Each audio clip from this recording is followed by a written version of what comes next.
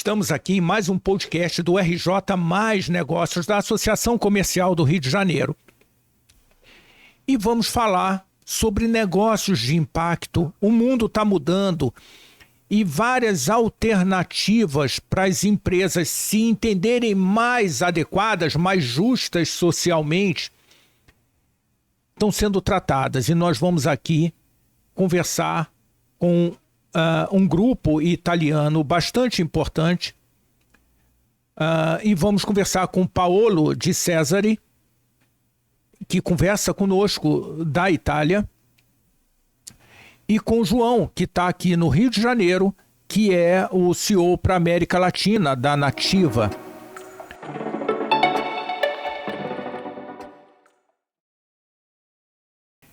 E nós vamos começar perguntando para o Paolo o que levou ele a Paolo a criar a empresa, criar a Nativa, e por que, Paolo, que isso é importante para o Brasil, e por que você escolheu o Rio de Janeiro como plataforma para a América Latina?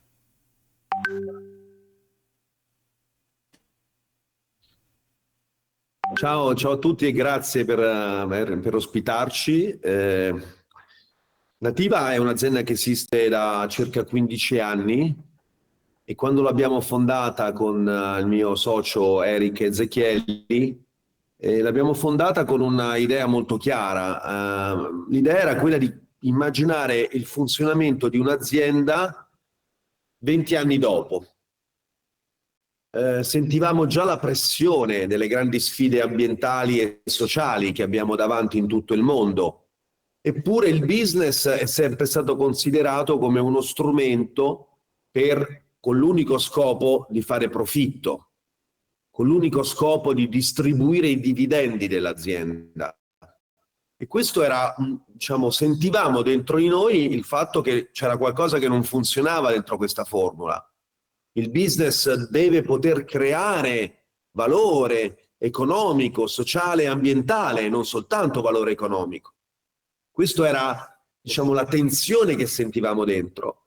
E quindi quando abbiamo fondato Nativa abbiamo pensato abbiamo bisogno di dimostrare che un'azienda può avere uno scopo più grande, un proposito più semplice proposito o obiettivo di business. E quindi abbiamo cominciato a lavorare aiutando altre aziende nello sviluppare un modello di business, un modello operativo che noi definiamo rigenerativo. Che cos'è la rigenerazione nel business?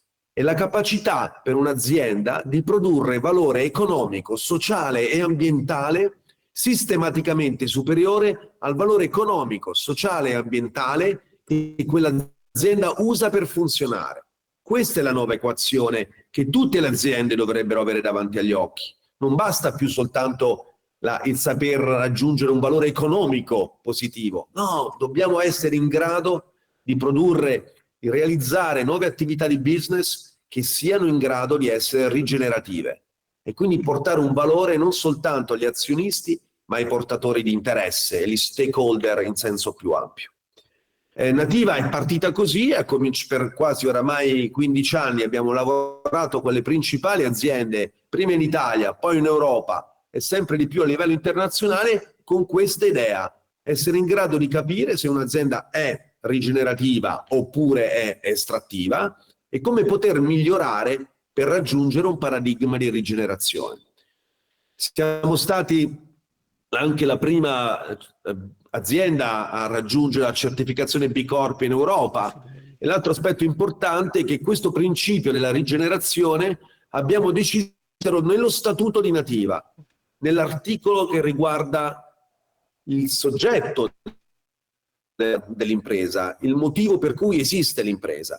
E la Camera di Commercio di Milano ci ha bocciato lo statuto 4 volte. Diceva: potete scrivere questo principio della rigenerazione sul vostro sito web, sui vostri documenti, sulle vostre brochure, ma non lo potete mettere nello statuto. E questo è un vincolo veramente importante. Perché? Perché in Italia, così come in quasi tutto il mondo, un'azienda nasce per distribuirne i dividendi e quindi non può nascere per un altro motivo non può nascere per la rigenerazione.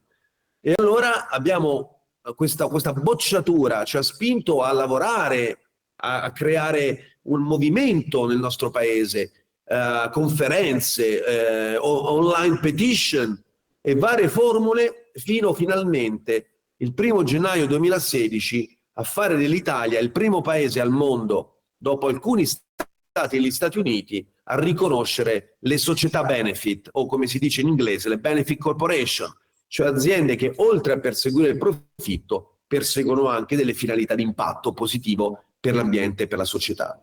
Questo fenomeno sta esplodendo in Italia, ma sta esplodendo anche in altre parti del mondo, perché dopo l'Italia i paesi come il Perù, la Colombia, la Francia, la Spagna hanno adottato la stessa legislazione. Quindi oggi un imprenditore in questi paesi può decidere se fare un'azienda benefit, quindi con una duplice finalità, oppure non benefit, mantenendo l'unica finalità di profitto. Questo è l'impatto di Nativa in questi anni. Ora, perché abbiamo deciso di venire in Brasile? Beh, per molte ragioni. Ce n'è una forse più romantica, ed è il grandissimo legame che esiste tra i nostri paesi, non soltanto nelle sfide calcistiche, ma nell'affetto, nella qualità della vita, nella ricerca della bellezza. Importantissimo. Il secondo motivo è che vogliamo declinare il concetto di rigenerazione non soltanto col punto di vista dell'Europa o dell'Italia, ma vogliamo venire anche per e coniugare, declinare il concetto di rigenerazione con entrambi i punti di vista, quelli di un emisfero così come quelli dell'altro emisfero. Faccio fatica a parlare di nord e sud, per me dipende molto da come vediamo la Terra, no? Chi è al nord e chi è al sud. Però tutte le cose che abbiamo imparato e che stiamo portando nelle aziende vogliamo che abbiano una spinta, una cultura globale, e non soltanto la prospettiva di una singola area del mondo. Per questo abbiamo deciso di venire in Brasile, di cominciare a lavorare, di portare la nostra esperienza, ma con la grande attenzione a capire la cultura e come poter modellare quello che facciamo in modo da essere inclusivi dei valori, delle specificità del vostro paese, e poi da lì diffonderlo in tutta l'America Latina. Ecco, noi vogliamo portare il know-how per accelerare la transizione da paradigmi estrattivi a paradigmi rigenerativi. Poi in Brasile abbiamo scelto Rio de Janeiro perché c'è un motivo, sono due motivi. Uno potremmo dire più semplice quasi, perché appunto il nostro collega João, che è presente lì da voi in trasmissione, vive a Rio de Janeiro, quindi la nostra amicizia, che risale a molti anni fa, non poteva che, come dire, favorire la nascita di Nativa a Rio de Janeiro. Però c'è anche un altro elemento importante. Nella Nativa, quando ho cambiato lo statuto, uno dei valori più importanti che ha messo è che vuole diffondere la felicità dentro l'organizzazione. Quindi non soltanto perseguire il profitto, ma anche diffondere la felicità, avere attenzione costante a questo tema. E quindi quando si parla di felicità, ma anche di impegno, la prima città che viene in mente probabilmente la maggior parte delle persone del mondo, non soltanto agli italiani o ai brasiliani, è sicuramente Rio, con la sua bellezza, i suoi colori, le sue manifestazioni straordinarie. Sono stato, come sai Riccardo, poche settimane fa a trovarvi, ed è stata un'esperienza straordinaria che porterò per sempre dentro di me e che oggi vogliamo replicare appunto con una squadra di persone guidata da João, che porterà il nostro know-how in tutte o per tutte le aziende brasiliane. Ótimo, ótimo. João, explica para a gente essa diferença que o Paulo estava contando do que é uma empresa que cuida do lado da regeneração e como que isso pode ser uma vantagem competitiva para as empresas brasileiras e cariocas e sul-americanas, porque o mundo está sofrendo um processo de transformação. Como que isso pode ser uma vantagem? Bom, quando a gente fala de regeneração, acho que é importante explicar o conceito. a Nativa adota a palavra regeneração dentro do seu posicionamento, porque regeneração é uma evolução da sustentabilidade. Regenerar é restaurar funções vitais que se perderam. Se a gente sustentar o que a gente tem hoje, por vários dados científicos, a humanidade vai ser extinta do planeta. Então a gente precisa regenerar.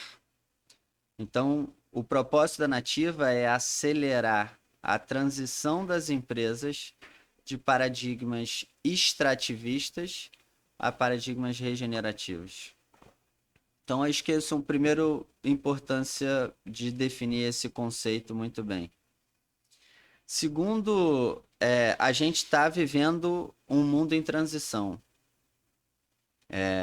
Estamos aqui no século XXI, o nível de consciência aumentou em escala exponencial.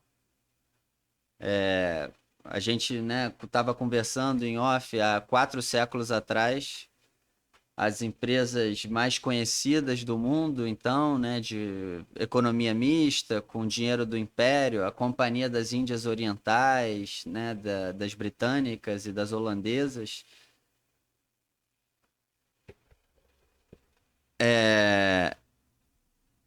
tinham como modelo de negócio traficar escravos e era uma violência, então tinham péssimas práticas.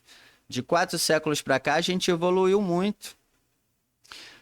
E continua evoluindo, quando a ONU foi fundada, depois da Segunda Guerra Mundial, ainda não se falava desse tema. O primeiro tema, a primeira grande conferência sobre esse tema de meio ambiente no mundo foi em Estocolmo, em 72. E as empresas ainda não faziam parte desse jogo, digamos assim. Depois a gente teve a Eco 92, que foi aqui no Rio de Janeiro, e está aí a importância do Rio para toda essa agenda ambiental, porque foi ali que definiram os documentos mais importantes, como a Conferência das Partes do Clima, da Biodiversidade, que é basicamente como que são as diretrizes e os acordos globais que a gente segue hoje, nasceram no Rio de Janeiro, em 92. Depois a gente teve a Rio+20 em 2012, e foi aí nessa época que surgiu a agenda das ODS, dos Objetivos de Desenvolvimento Sustentável, que começou em 2015, e a gente está na metade dessa agenda, vai até 2030. E foi aí que finalmente as empresas entraram no jogo. Se você fosse numa conferência das Nações Unidas antes, você não via praticamente empresário. Você via acadêmico, você via ativista do Greenpeace, mas você não via empresário. Então, dito tudo isso, as empresas elas sentam na mesa para discutir as questões ambientais e sociais. Essa transição ela está sendo acelerada. Esse é o propósito da Nativa.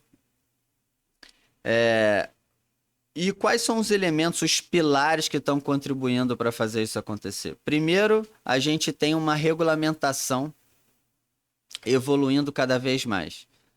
Na União Europeia, que é a vanguarda de políticas públicas nessa área, já dentro do seu novo Pacto Verde, o Green New Deal, já aprovou a nova regulamentação de sustentabilidade para as normas contábeis. E o Brasil, inclusive, seguiu esse posicionamento e aprovou, através da CVM, uma resolução no final do ano passado, que a partir desse janeiro já é voluntário o compromisso de apresentar relatórios de contabilidade em sustentabilidade, mas em janeiro de 2026 vai ser obrigatório. Já existe na União Europeia uma lei sobre greenwashing. Então, a JBS, por exemplo, que é uma empresa brasileira, nessa semana, a Justiça Americana entrou com uma ação contra a JBS, alegando que as informações prestadas de relatórios de sustentabilidade eram falsas.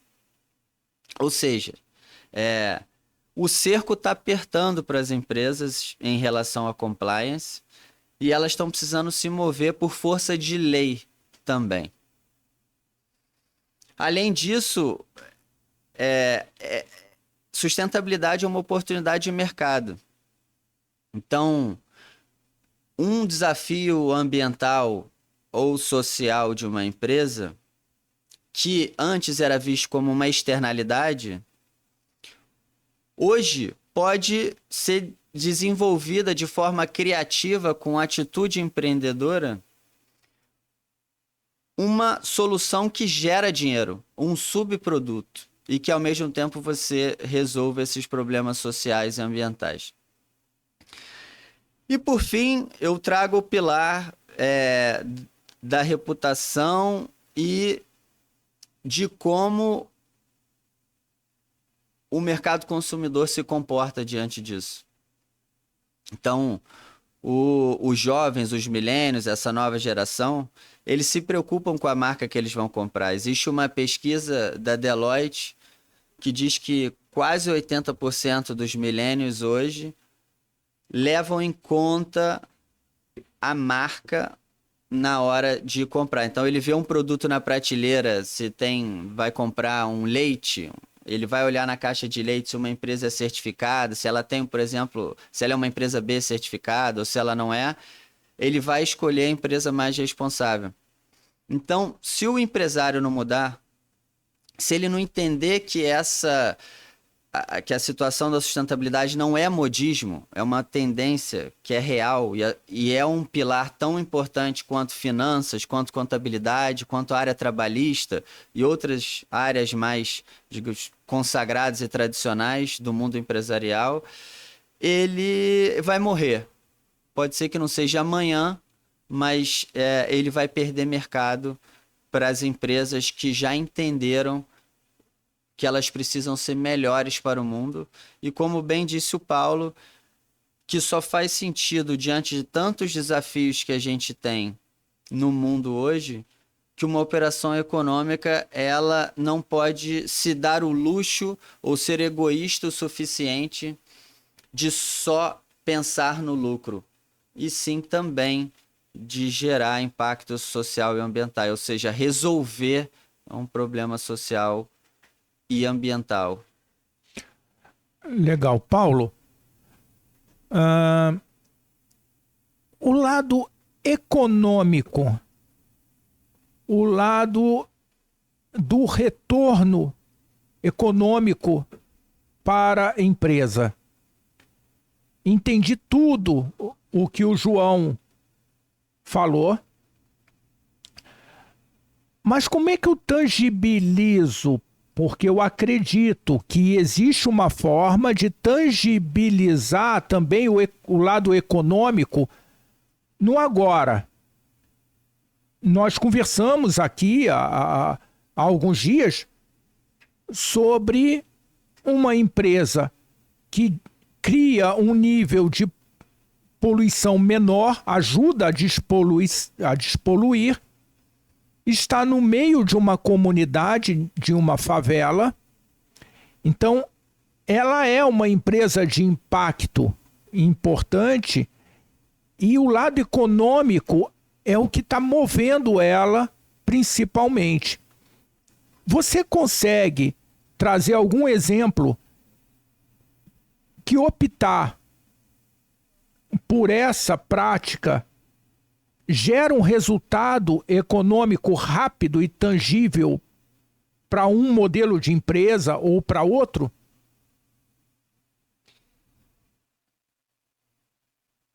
Posso aiutare con la... Hai capito, Paolo? Vai. Non tutto, però abbastanza, dimmi rapidamente.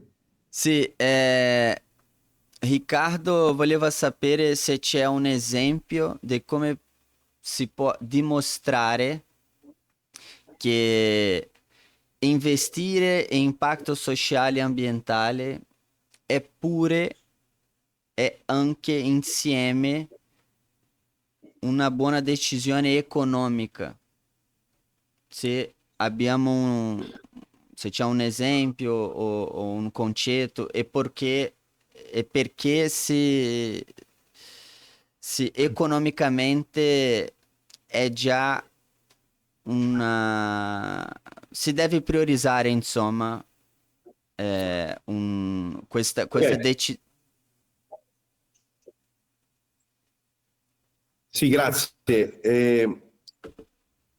Oramai sono centinaia, se non migliaia, gli esempi di aziende che nell'interpretare questo nuovo modello dimostrano che questo modello è non soltanto il modello più intelligente, ma anche quello che raggiunge risultati di valore più alto.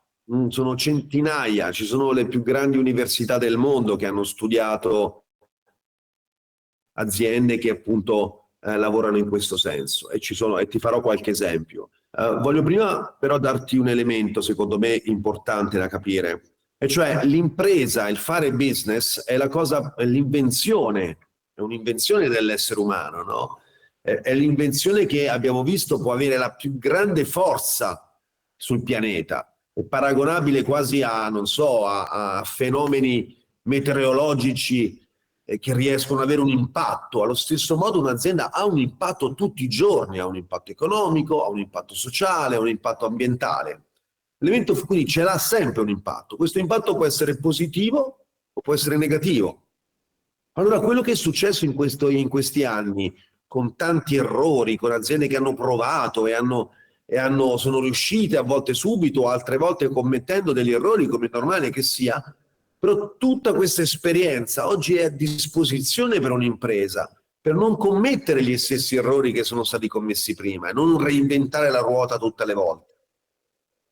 E quindi questo know-how oggi si può scegliere a secondo di dove sia il settore industriale, di dove quell'impresa voglia avere un impatto, e in questo modo migliorare e portare questa conoscenza sempre a un livello superiore. Il primo risultato che si ottiene quando si capisce questo e si utilizzano gli strumenti e un know-how disponibile per non commettere errori è che la prima reazione che si ottiene all'interno dell'azienda, e questa è un'esperienza che io ho vissuto decine di volte, è l'emozione, come se un'azienda lavorasse su un campo, giocasse in un campo di calcio più grande, e quindi con la possibilità di fare azioni in tante aree, non soltanto in quelle classiche all'interno del campo tradizionale, proprio perché comincio a vedere i miei prodotti, i miei servizi con un'ottica nuova, perché capisco che posso usare nuovi materiali, nuovi processi industriali, devo cercare nuove collaborazioni con altre aziende per trovare il risultato. Un caso straordinario che voglio farvi è di un'azienda italiana che è presente in Brasile da più di 30 anni, è un'azienda farmaceutica italiana che si chiama Chiesi, e questa è un'azienda di 3 miliardi di dollari di fatturato, 7.000 dipendenti, quindi presenza in vari paesi del mondo, in particolare Italia, scusate, in Brasile. Questa azienda si è trovata qualche anno fa a porsi questa domanda: sono in grado di creare un valore rigenerativo oppure soltanto economico? E grazie a questo studio ha cominciato a sviluppare nuovi processi industriali, nuove relazioni con le persone dentro l'azienda, nuove relazioni con tutti gli stakeholder fuori l'azienda, e addirittura a un certo punto è arrivata a trovare insieme a un fornitore, quindi insieme a un fornitore importante, un nuovo campo di studio per risolvere un problema. Il problema era che il 90% del loro impatto ambientale era legato a un gas che viene utilizzato per gli strumenti per inalare appunto il principio attivo nella gola dei pazienti. Questo si usa un gas, pensate, che è un emettitore diretto di gas serra, e quindi è una causa diretta del cambiamento climatico. Ecco, questa azienda senza nessuna legislazione o regola che gli imponesse di cambiare questo gas propellente ha deciso di investire 350 milioni di dollari per fare ricerca e trovare un gas alternativo a quello utilizzato. Il gas che è stato trovato è un gas che risolve quasi completamente il problema di cui vi parlavo, e Chiesi Farmaceutici oggi ha un brevetto su un gas che sarà utilizzato da qualunque azienda del mondo adesso. perché risolve un problema che è contro il cambiamento climatico e quindi deve essere risolto. Quindi cosa significa questo? Che la consapevolezza degli impatti negativi di quell'azienda li ha spinti a cercare delle soluzioni e oggi hanno trovato una soluzione che è disponibile per tutto il mondo e sul quale ovviamente chiese un brevetto e farà anche il suo giusto profitto. Ecco, questa è un'espressione, ma potrei citare, raccontarmene tantissime in mille direzioni. È la capacità di guardare un problema in modo più ampio e quindi trovare soluzioni più ampie. Oggi in Europa il 20% della popolazione europea conosce il tema della rigenerazione e sa distinguere un'azienda che ha un paradigma rigenerativo. Il 77% di questo 20% fa scelte di acquisto esattamente seguendo questa identificazione. E questo è un risultato enorme perché soltanto 3 anni fa nessuno conosceva il tema della rigenerazione. Quindi è un fenomeno che si sta sviluppando super rapidamente, che premierà sempre di più e quindi determinerà un valore economico maggiore per tutte quelle aziende che sapranno per prime abbracciare questo concetto.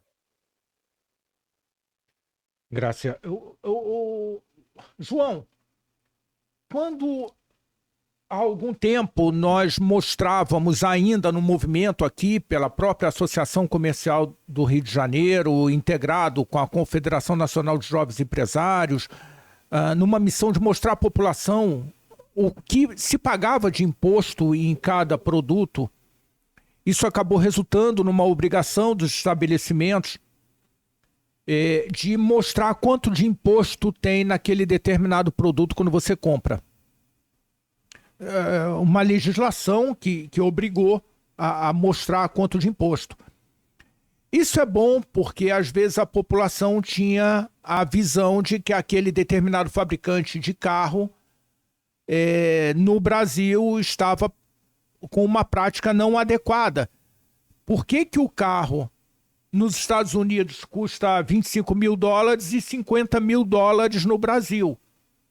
Então, na hora que você mostra isso, você entende como é que está essa divisão. Será que a gente não precisa ter uma legislação que ajude a mostrar, a dar essa visibilidade para a população do impacto positivo ou do negativo, como o Paulo estava dizendo? Você vai gerar impacto. É positivo ou é negativo? Qual o impacto? Será que não seria essa a forma de mostrar à população a empresa que gera um impacto positivo, que gera um impacto ou que tem um impacto neutro ou negativo? Não seria justo para a população, para o consumidor? Perfeitamente. E é justamente esse trabalho que a Nativa lidera. Ao apoiar a empresa no processo de evolução corporativa, a empresa, como o Paulo estava explicando bem, né, amplia o seu olhar no campo do futebol e consegue se aprofundar em várias práticas. E a gente costuma fazer dentro dessa mesma jornada processos de cultura, de propósito, de integração, de treinamento e de boas práticas de sustentabilidade. Isso para a gente é o mais importante, é quando a empresa se abre para essas possibilidades de se tornar uma empresa melhor e depois de planejamento estratégico, passar a implementar ações verticais em cada uma dessas áreas: logística, compras sustentáveis, estratégia de neutralidade climática, estratégia de governança, de diversidade e tudo mais. Agora, o que ajuda a legitimar e dar transparência para a população sobre o que é uma empresa boa, o que é uma empresa de impacto, o que não é? Tem alguns mecanismos. Um deles é a certificação. Então, a Nativa, como antigo country partner do Movimento B na Itália, entregou essa gestão com mais de 260 empresas B certificadas na Itália. O que isso significa? Essas empresas que têm um selo e que precisa se renovar a cada 3 anos, passam por um processo de auditoria muito sério e auditada por uma organização terceira que é a UBLAB. Ao pegar esse selo e ter a sua pontuação, ela naturalmente já é uma empresa melhor do que uma que não tem esse selo. Então, dei um exemplo aqui do movimento B, da empresa B certificada, mas a Nativa trabalha com várias outras certificações e standards que ajudam a diferenciar as empresas. O outro ponto, de novo, a gente volta para política pública e governança. Então, uma das coisas que marca a história da Nativa é esse trabalho que ela faz de autorregulação corporativa. Então, nessa história de aprovar a lei de sociedade de benefício que o Paulo contou, de Società Benefit, né, que foi na Junta Comercial de Milão e tudo mais, a empresa integra dentro do seu estatuto e contrato social essa cláusula de interdependência, né, demonstrando que ela está tomando um segundo passo de governança. De igual modo, um outro projeto que a Nativa lidera, que é o CO2 Alisão, que começou na Itália e está sendo expandido aqui para o Brasil, na América Latina, onde as empresas são convidadas a integrar dentro do seu estatuto e contrato social um compromisso climático, ou seja, ter uma finalidade para parar de só declarar que vai neutralizar o carbono, o clima. Sair do gerúndio, né? Sair do gerúndio e criar um dever fiduciário com seus acionistas e com os outros stakeholders e com a sociedade, dando transparência de que ela de fato vai fazer aquilo. Ela não está só publicando no site dela. Então, esse compromisso de governança também demonstra um comprometimento porque a empresa passa a precisar publicar um relatório anual. E esse relatório precisa dar o detalhamento e transparência das suas atividades.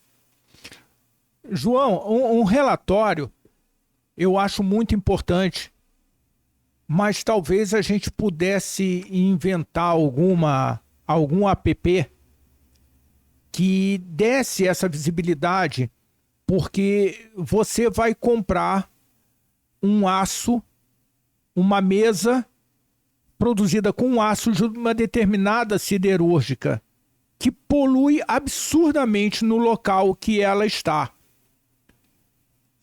Ou eu vou comprar uma mesa para sua residência com aço de uma outra que é uma empresa que gera um impacto positivo. E talvez nessa hora o impacto positivo possa ser só não poluir, só não piorar. Será que um app, e eu estou fazendo esse comentário porque fui com a minha filha mais nova ao supermercado e ela falou, papai, tem que baixar o aplicativo para ver se essa comida é boa ou se é ruim. Eu falei, mas que aplicativo? Ela me dá o celular. Eu falei, tá bom.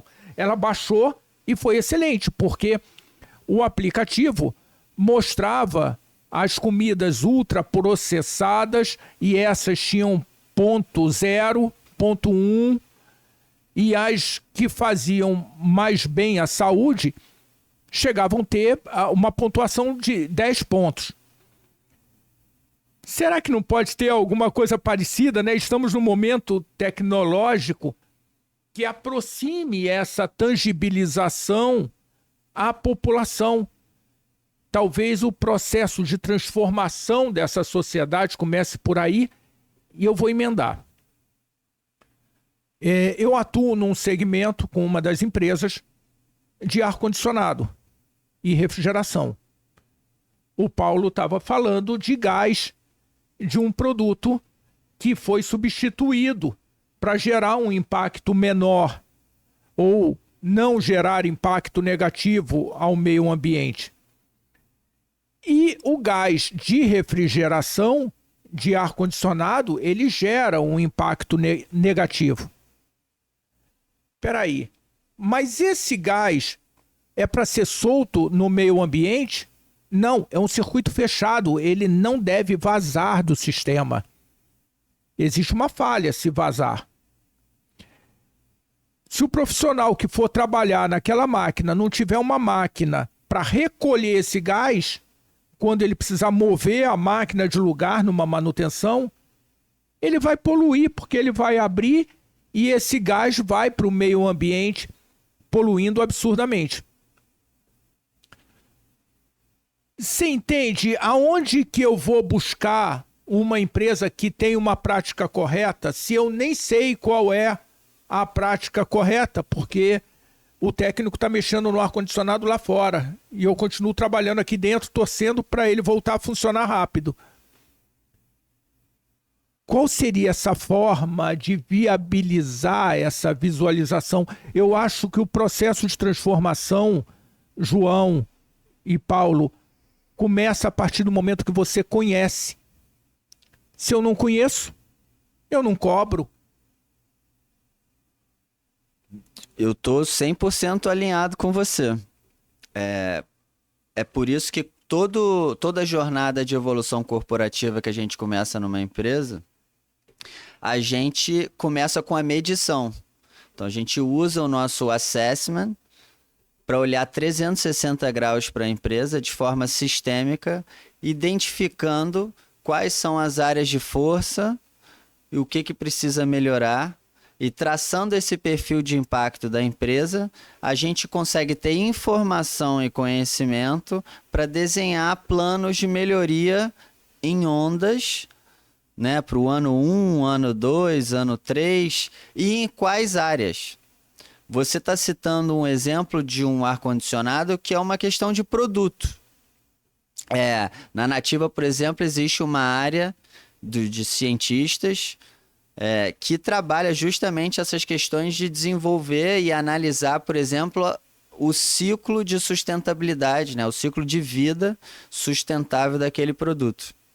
E aí você entende desde a geração dos materiais e das peças, da extração de tudo que foi necessário para fazer aquele produto, passando como ele é produzido, passando para a logística de como ele chega para ser distribuído e vendido, até a destinação final, ou seja, toda a circularidade daquele produto.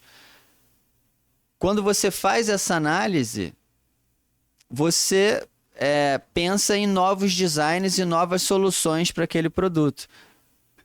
O exemplo da Chiesi foi esse. Foi através de um exemplo, entendendo que esse gás precisava ser retirado para você diminuir o impacto ambiental, né, enfim, enormemente. Mas a gente entende que, de fato, uma empresa ela precisa começar do início, digamos assim. Claro que ela tem ali pressão dos acionistas, quer resolver um problema de um produto, mas isso sempre vai ser pontual. Se ela não começar olhando para a cultura, para propósito, entendendo qual é o status dela, onde que ela está, qual é o contexto, que é o trabalho inicial que a gente faz, ela vai resolver um problema pontual, mas é como se fosse aquela árvore dos frutos envenenados, né? Porque no final das contas ela vai continuar gerando outros problemas ambientais que você não conseguiu na raiz resolver de uma forma do seu propósito corporativo. De uma forma mais holística, né? De uma forma mais ampla, porque você não faz uma empresa para que ela tenha uma vida de 5 anos, de 6 anos. Você quer que ela exista pela eternidade. Então, é uma jornada que precisa ser caminhada.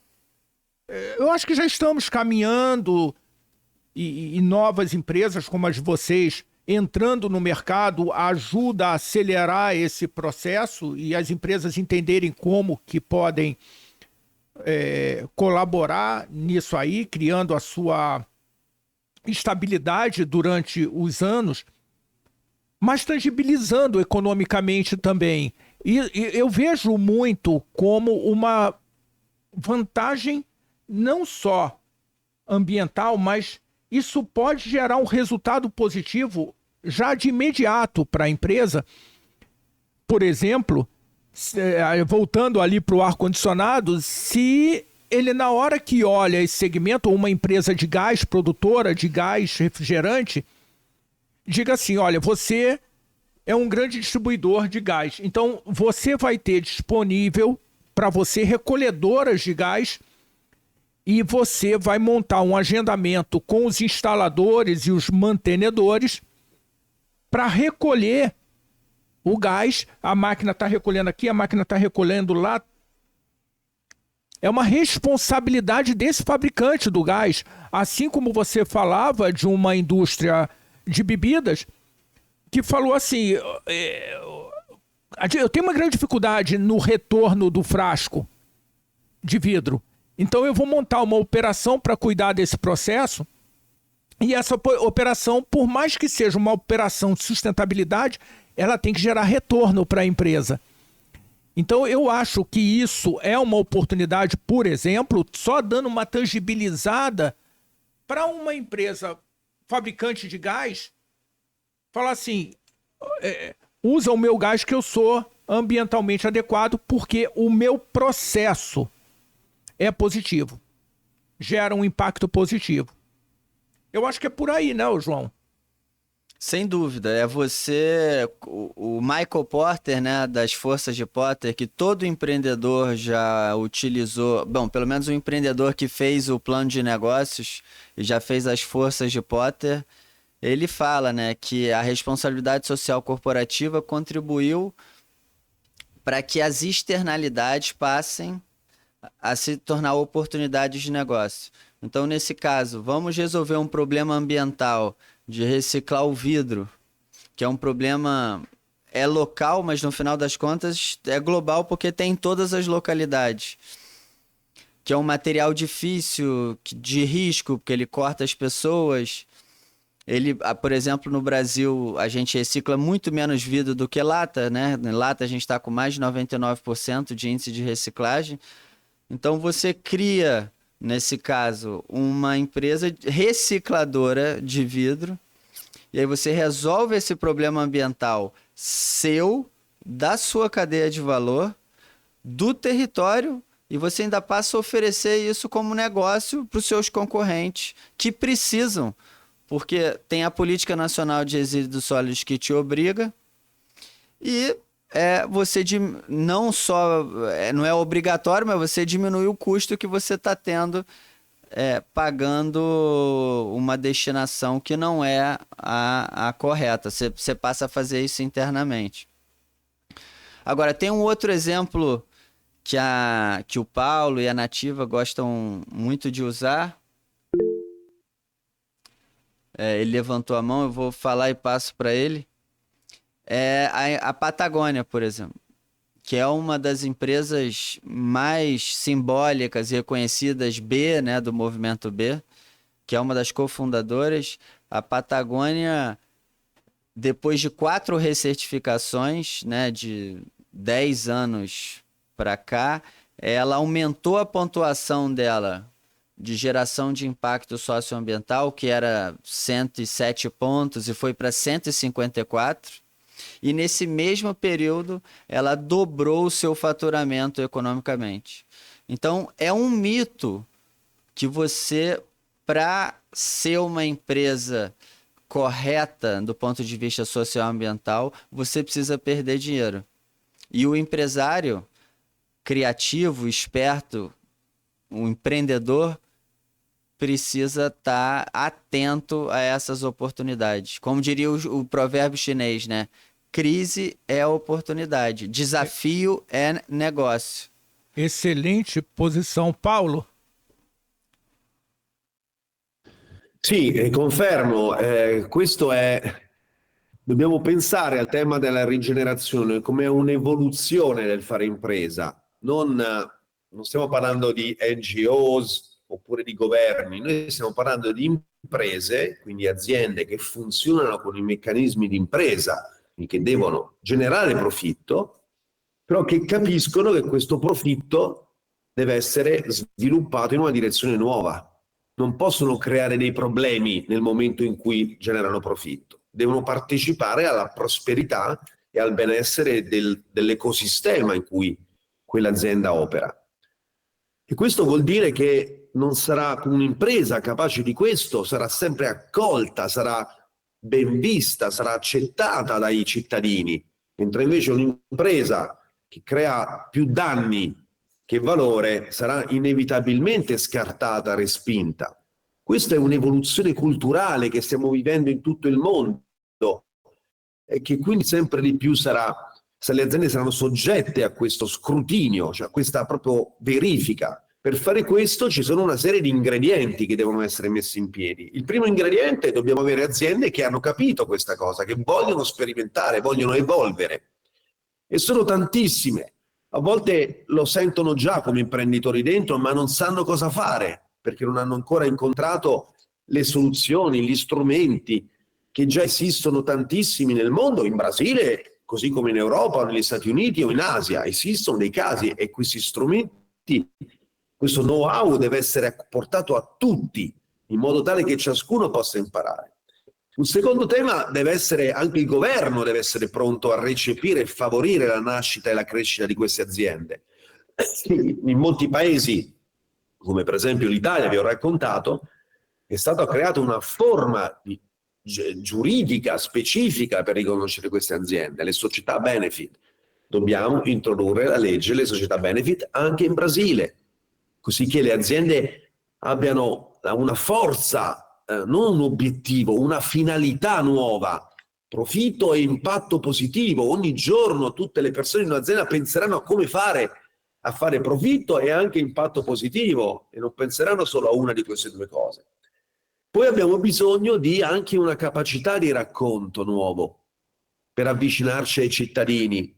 E qui c'è un ritardo clamoroso da parte delle grandi agenzie di comunicazione, non sanno raccontare questa cosa, spesso si illudono di raccontarla con quelle immagini in cui si vedono due manine con una piantina dentro, non è sufficiente, perché le storie di cui stiamo parlando sono storie straordinarie, energia, creatività, sviluppo, evoluzione in una parola, e quindi c'è bisogno di una nuova narrativa.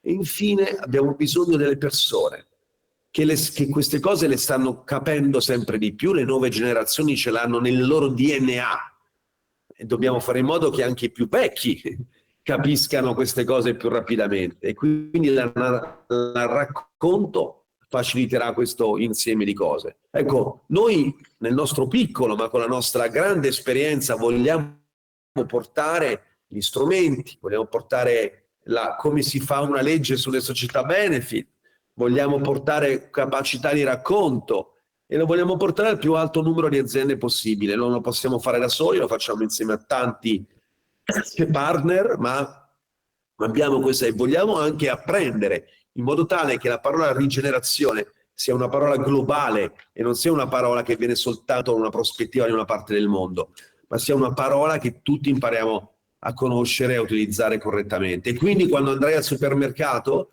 saprai riconoscere immediatamente un prodotto fatto da un'azienda rigenerativa rispetto a una non rigenerativa, perché il racconto, le certificazioni, le forme e i legal status, cioè le forme legali delle imprese saranno diverse, saranno evidenti e quindi sarà più facile per te sceglierlo, magari anche usando una application, no? Come è successo nell'esempio che facevi, sì, che ti aiuta a riconoscerla immediatamente. sim. Bom, João, eu acho que a gente teve uma aula agora aqui de como isso é importante para a nossa economia, como que isso pode ser um diferencial. Nós estamos num momento diferente de mundo, como nós falamos no início, e é uma oportunidade, como você falou. É uma grande oportunidade para o Brasil despontar como um país responsável e com empresas que geram impacto positivo, não só ambiental, mais social, além do econômico. Então, porque o econômico eu entendo como fundamental, é o motivo pelo qual a empresa existe. Mas cuidar do seu entorno. Nós temos no Rio de Janeiro, como o Paulo no começo falava, o Rio de Janeiro transpira esse lifestyle carioca, a maior floresta urbana do mundo, a segunda maior floresta urbana do mundo, dentro da mesma cidade, dentro do mesmo estado, e nós precisamos cuidar disso. Nós precisamos cuidar e temos o dever de sermos uma referência na América Latina com relação a esse tema. Então, eu acho que muito bem-vindos.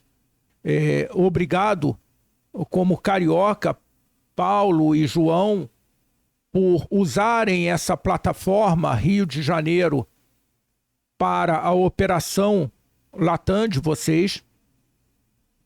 E o que precisar do RJ+, como uma plataforma que pode acelerar o matchmaking de vocês, nós estamos aqui à disposição. Na verdade, a associação comercial, Paulo, já lhe esperava há 215 anos. Uhum. Então, muito obrigado. Se vocês quiserem fazer alguma consideração final. Gli ultimi commenti, Paolo. Sì, no, mi piace sapere che da 200 anni l'associazione ci aspettava, quindi siamo arrivati un po' tardi, però sempre in tempo, e siamo molto felici. Tornerò presto qui in Brasile, ora Riccardo, di incontrarci nuovamente, e lo facciamo con grande energia, anche con grande umiltà. Questo è importante sottolinearlo, però anche con la consapevolezza che questa è la strada e che l'esperienza che abbiamo vissuto in questi anni può essere utilizzata per accelerare una transizione. Quindi con grande ottimismo e desiderio di partecipare. Grazie mille. Bom, eu também agradeço o espaço, agradeço o convite, Ricardo. É um prazer para mim ter a oportunidade de estar aqui no Rio de Janeiro, nessa parceria incrível com um amigo de longa data, com o Paulo, que eu admiro muito, o Paulo e o Eric, né, os dois cofundadores da Nativa, e todo esse time de designers de regeneração que acompanham a Nativa e que implementam projetos, que são vários espalhados, e ter a oportunidade de trazer tudo isso para o meu território, o lugar onde eu me sinto pertencente, né? Eu voltei para o Brasil, voltei para o Rio de Janeiro, a gente está num momento estratégico, né? Esse ano vamos sediar a reunião do G20, então estamos no lugar certo, na hora certa, com muita energia de fazer e, claro, com muita humildade para aprender e empreender junto com todo esse ecossistema de impacto para a gente andar junto e conseguir chegar no nosso maior objetivo, que é acelerar essa transição que a gente não vai conseguir fazer sozinho. Então, obrigado a você, ao RJ+, a Associação Comercial do Rio. A gente precisa da sociedade civil, né? Que apesar de ser uma associação empresária, é sociedade civil, para a gente andar junto e trazer as empresas para esse universo, para esse jogo de impacto positivo. Bacana. Você que está aí assistindo a gente, vai lá, se inscreve no canal, clica no sininho para você ser alertado quando novos vídeos chegam. E vem para esse time. A turma aqui está muito bem preparada, a visibilidade disso é uma visibilidade importante. A gente está fazendo esse caminho da comunicação. Então vem para esse time, se junta aqui e nós vamos trabalhar esse processo da transformação, do desenvolvimento do Estado e do desenvolvimento do país através do Estado. Vem com a gente. Obrigado, João. Graça mille, Paulo. Obrigado. Tchau.